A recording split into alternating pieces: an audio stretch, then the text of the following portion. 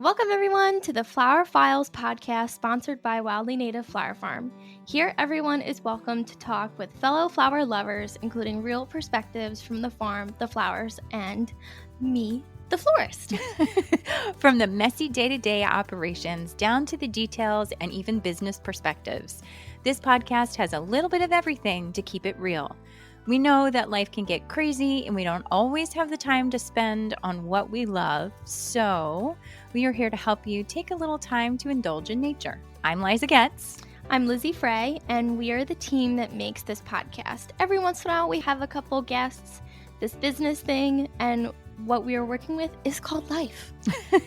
Join us as we walk you through how to think outside the box, talk from the farmer's perspective, have honest conversations about florals, and how to run, well, life. So listen in.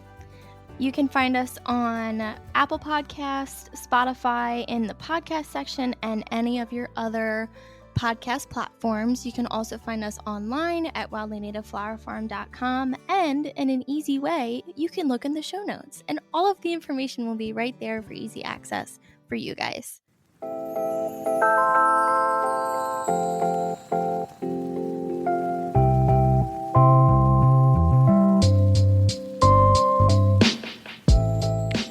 Flower friends, welcome back to the Flower Files, the podcast where we dig deep into the dirt of soil. It should be the soil of flower farming, floral design, and how to live a happier life surrounded by beauty. I'm Liza from Wildly Native Flower Farm, and today's episode is all about a bloom that makes just about every heart swoon, the peony. Yes, we're talking about the queen of spring, the one flower people wait for, plan for, even plan weddings around, and post endlessly on an Instagram about. Raise your hand, because I know we're guilty of it. So let's talk about growing them, designing with them, and whether these drama queens are worth the hype and the wait.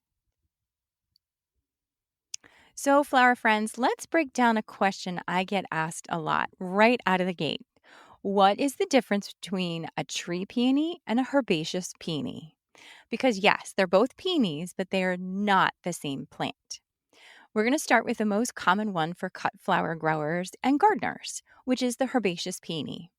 These are the peonies you probably picture, the big fluffy blooms in spring, the stems you cut for bouquets, and foliage that dies all the way back to the ground each fall. They're super hardy and basically grow dormant in the winter and completely disappear underground like a tulip or a daffodil. Then come spring, they pop back up and the cycle starts again. And I gotta say, they get a little better each year. Tree peonies, on the other hand, are more like a woody shrub, hence the name tree. They keep their structure year-round. They have thick above-ground stems that almost look like small branches. Their flowers tend to be even bigger than the herbaceous types, like almost dinner plate size, think dahlia. They bloom a little earlier in the spring. So design-wise, tree peony blooms are showstoppers. But there's a thing. And here's the thing. They're not an easy grow for cut flowers. The stems are super short and the plant structure is permanent, and you can't harvest aggressively like you can with a herbaceous type. So that being said, they're gorgeous for gardens and high-end design if you have the patience and the right climate and clientele. And one fun bonus, there's also a third type called Itoh peonies, Itoh. Kind of reminds me of Utah. These are hybrids between herbaceous and tree peonies. You get the huge blooms and strong stems with a growth habit more like herbaceous types that die back in winter. Um, we've started to trial a few in my backyard to see how they grow, and I'll let you know how it's going. But if you're looking for peonies for market bouquets and weddings, you want to stick with a herbaceous. Anything that you want to cut and just have come in out of the garden and have that incredible, lush, just amazing peony smell, you want the herbaceous ones. But if you're building a long-term garden and you want an incredible wow factor, tree peonies might be your new obsession. You'll have to let me know which one you pick. All right, so let's talk a little bit about how we grow them here on the farm.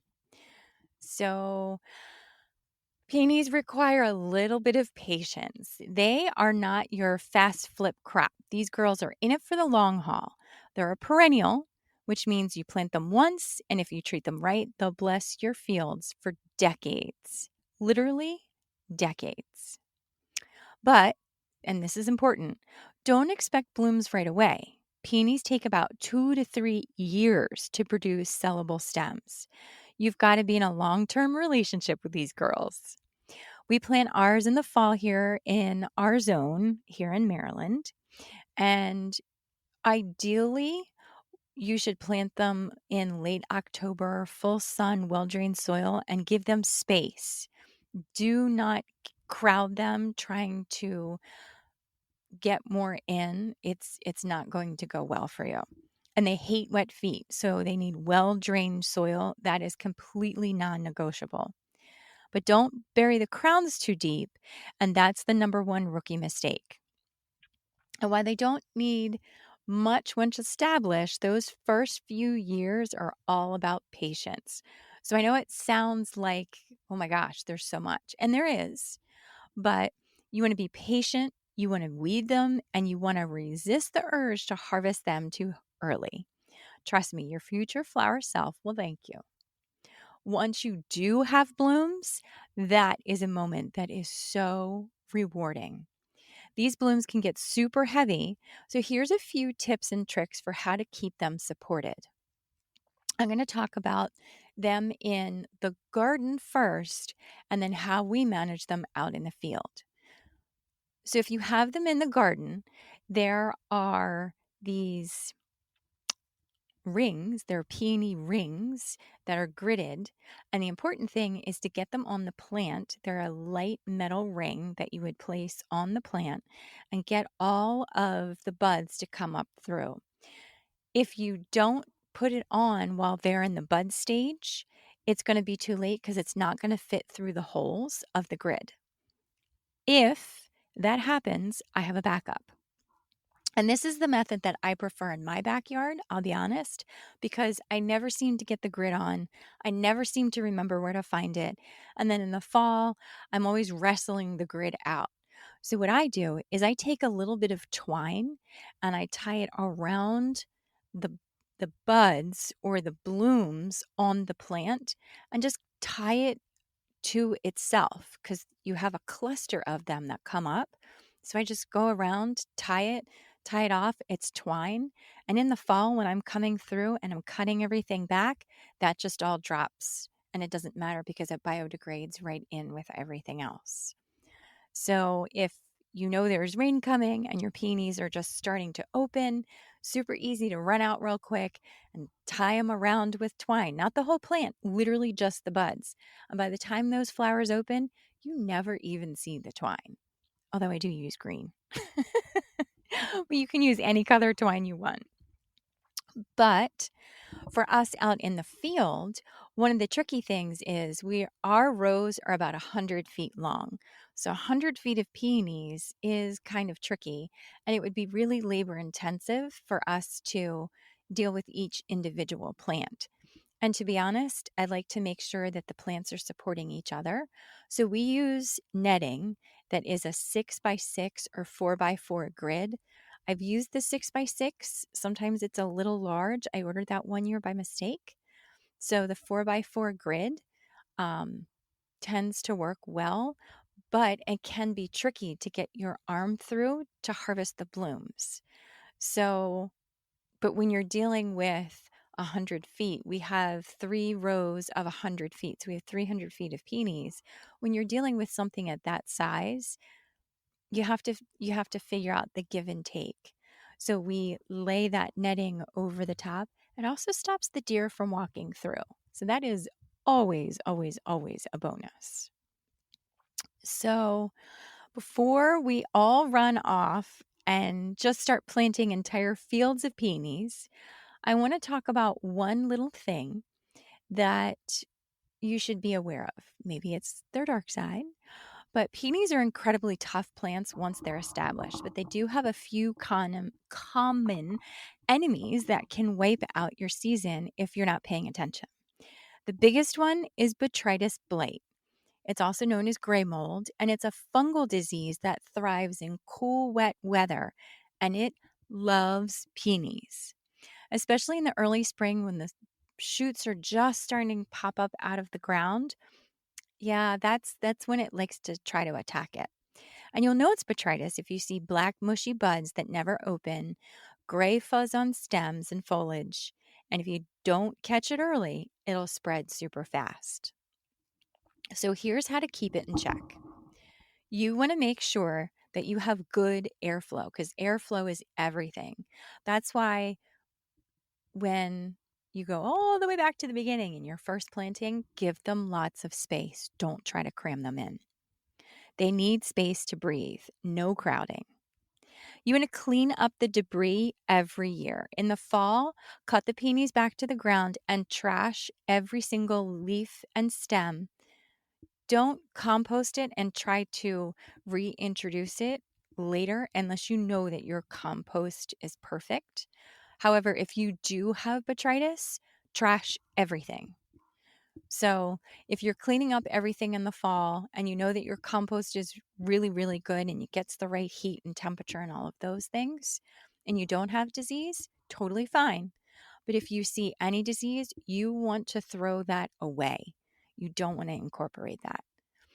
And then when it comes to mulching, you're going to mulch with caution. Don't mulch too thick because it traps a lot of moisture and encourages disease.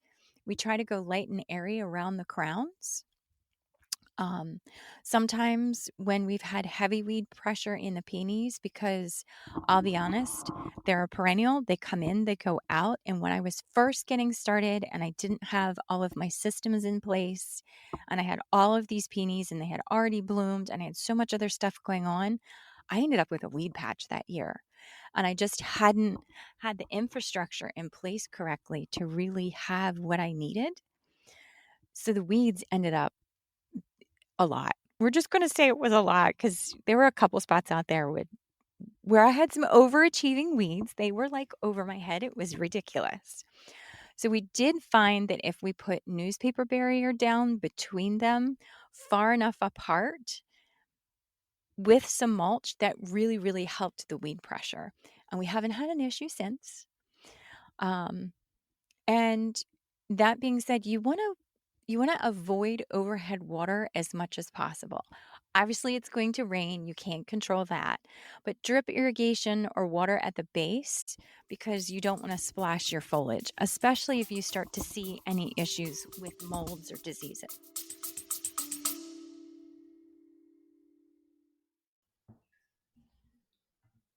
Hey guys, Lizzie here. I bet you didn't know this about me, but I am gluten free, and one of the things that I struggle with is going to the grocery store and finding the foods that fit my dietary needs. What I have been doing for the past couple of months is ordering from Hungry Root. Now, Hungry Root is an online company where you can order groceries off of their website. It's full of produce, crackers, cookies, to muffins, to meats, and all the different types of snacks and things like that. They have made my life so much easier in the process of finding foods that fit my dietary needs. There are filters that you can adjust, such as non GMO, dairy free, gluten free, paleo, different preferences, and things like that. So, what they have done for us, because they're such a generous company, the Hungry Root team has given us a 40% off discount code on your first box. So, if you use the code FLOWER40, and that's capital FLOWER 40 at checkout, you will get 40% off your first box. I'm so excited to team up with these guys. They've made such an impact on my life in the morning and to my day to day life. And I hope you experience the exact same thing that I do. All of the information will be linked down below, including the link to where it should already be pre applied to your cart when you hit the link and go to their website. And I will also add the code at the bottom for easy access in our show notes. I hope you guys have a wonderful day and enjoy your first box through Hungry Root.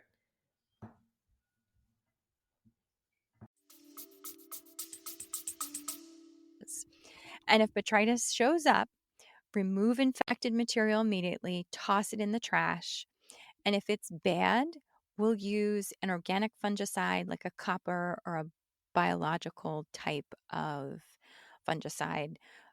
That way it prevents it from the next season. And clean your clippers. Make sure you clean your clippers. A couple other issues to watch for include leaf blotch, which looks like purplish spots on the leaves. And once in a while, we see a little powdery mildew, but that's in late summer. And truthfully, if you're growing peonies in full sun with good drainage and airflow, most of these issues are avoided with just good garden hygiene. I will say a new issue that we've been dealing with literally just this year is the spotted lanternfly, which is so weird to me because they're very color specific. They love my dark colored peony stems. They're green like the rest of my pinks and my whites. But if I go out into the field and I'm looking and I walk down the row, that one section where there's dark peonies is where I have found the spotted lanternfly. I can't make rhyme or reason of it.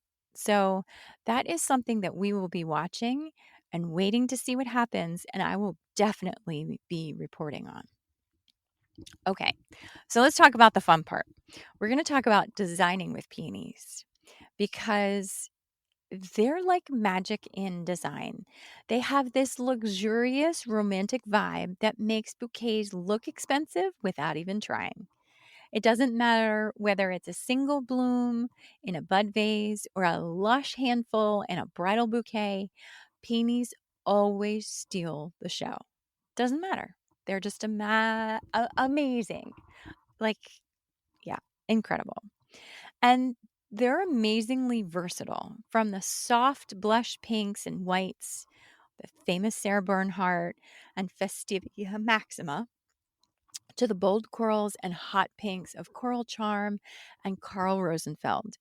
They open up big and huge and just, and their scent, don't even get me started.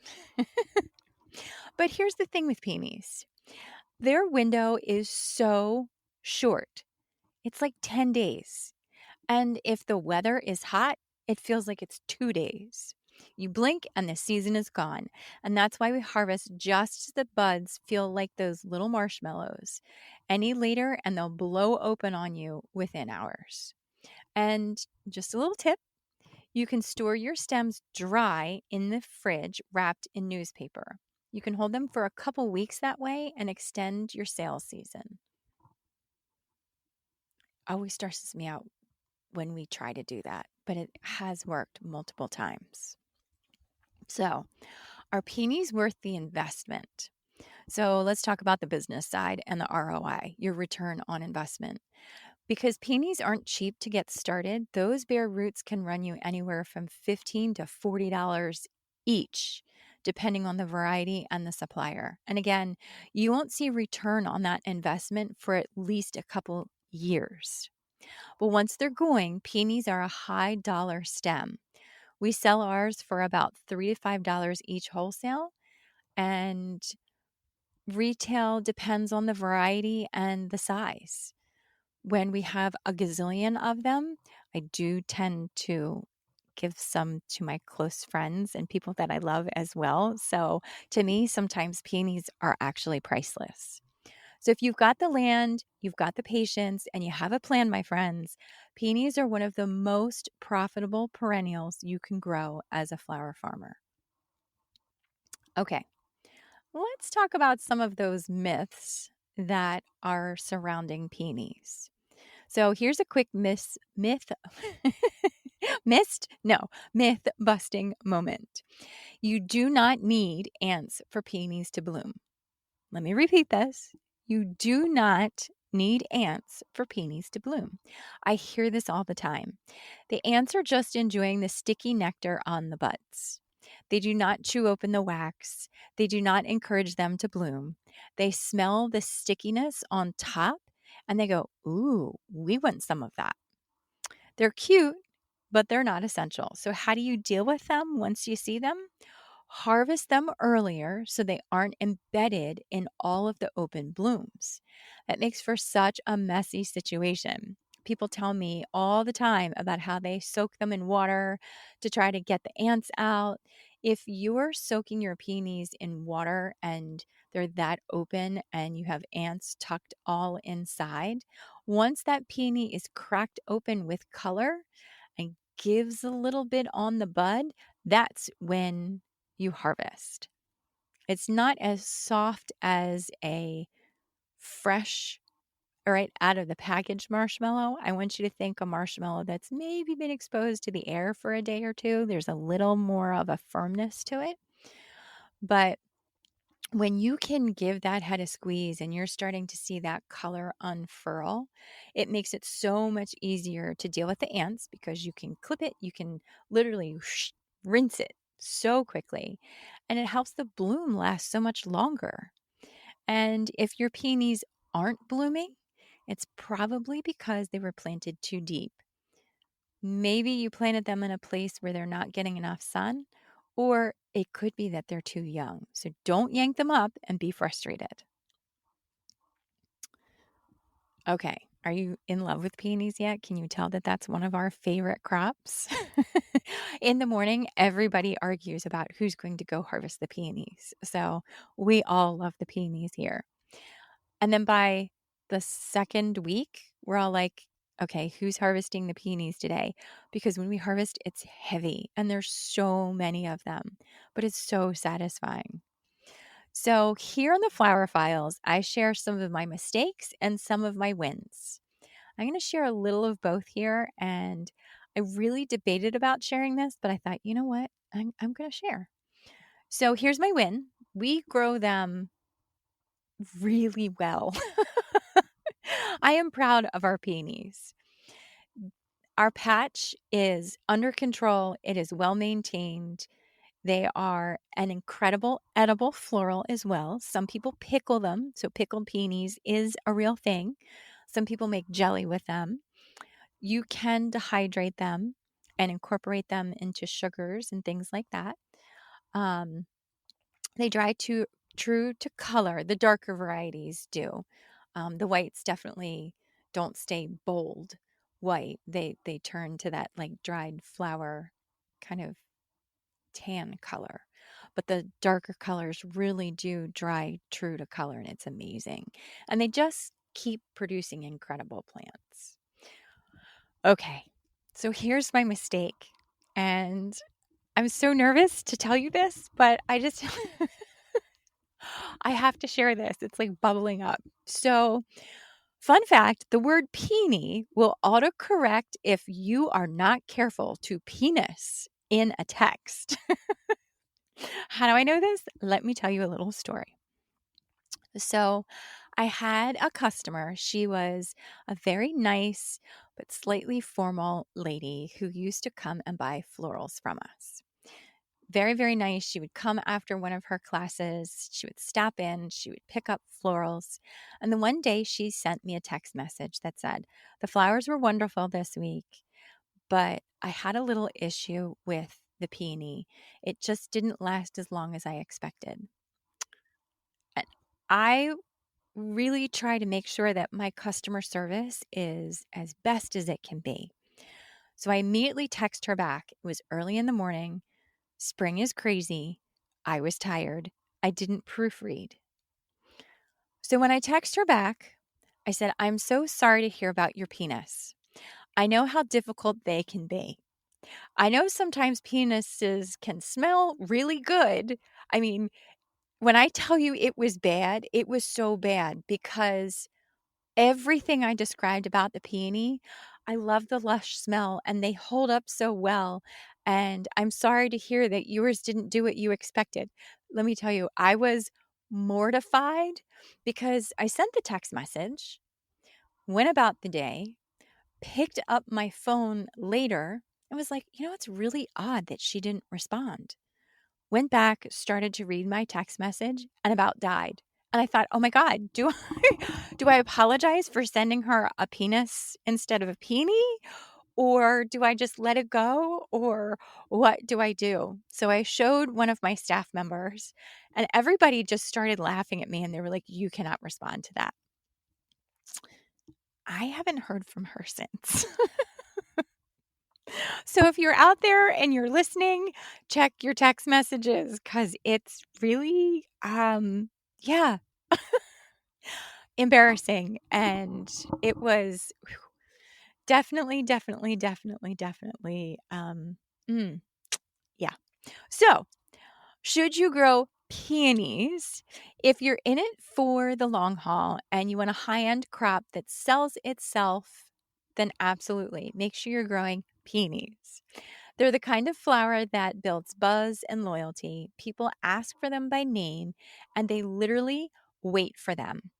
And that's a flower farmer's dream. So, thanks for hanging out with me today on the Flower Files. If you're dreaming of planting peonies, you're already growing them, or you're just here for flower chats, we'd love to hear from you. You know, you can DM us your favorite peony varieties over on our Instagram at Wildly Native. And if you love today's session, share it with a friend, leave us a review, and I don't know, do all of the things that we need for the podcast stuff. So until next time, my friend, stay wildly in bloom.